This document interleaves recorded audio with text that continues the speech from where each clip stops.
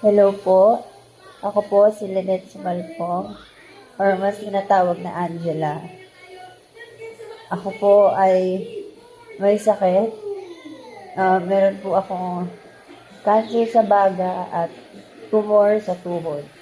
Narito po ako para lumapit or humingi ng kahit piso sa GCash or sa micro savings, Cebuana.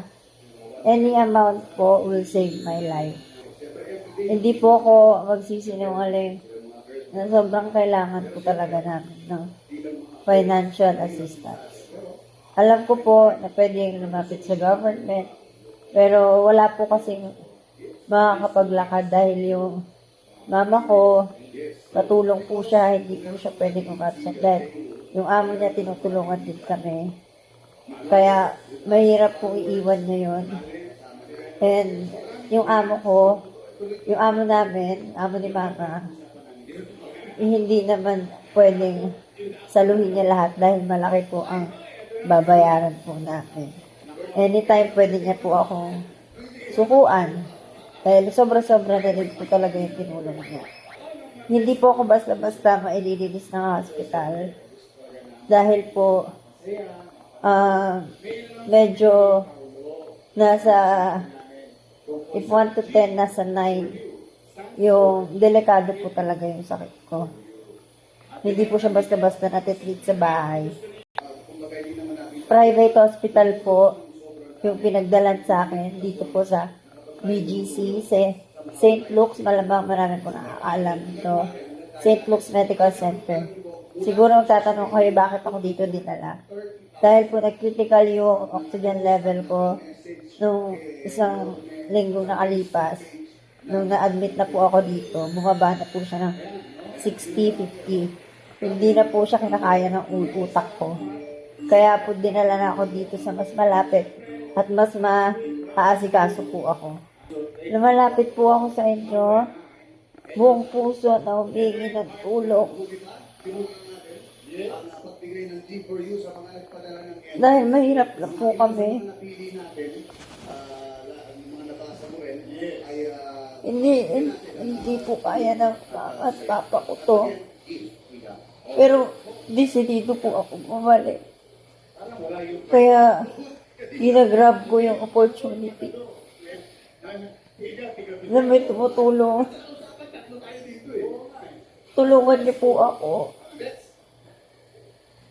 Tulungan niyo po akong bumalik. Hindi ko man po masusuklian yun, pero alam ko po marami mabubuting puso na handa akong tulungan. Hindi po ako humingi ng malaki. Kung ano po yung kaya kong ibigay, tatanggapin ko po ng buong buo. Ultimo pambili lang po sana ng mga pagkain namin dito. Dahil mahal nga po pag dito pa. At yung mga pampers ko. Malaki po talaga ang gastusan. Nakikiusap po ako sa inyo. Tulungan niyo po ako. Bata pa po ako. Marami pa po akong pangarap sa buhay. Marami pa po ako gustong magawa. Sana po tulungan niyo po ako. Sana po huwag kayo magsawa. Alam ko na marami mabubuting puso sa inyo. Sana po isipan niyo po ako tulungan. Maraming salamat po sa lahat po na ibibigay. Maraming salamat po sa lahat po na magbibigay po ng tulong sa akin. Pwede niyo po ako i-message sa Facebook ko po, sa Instagram ko po, sa TikTok ko po. Dahil hindi ko po pwedeng i-post yung personal info dito. Kasi pwede po ako ma-report.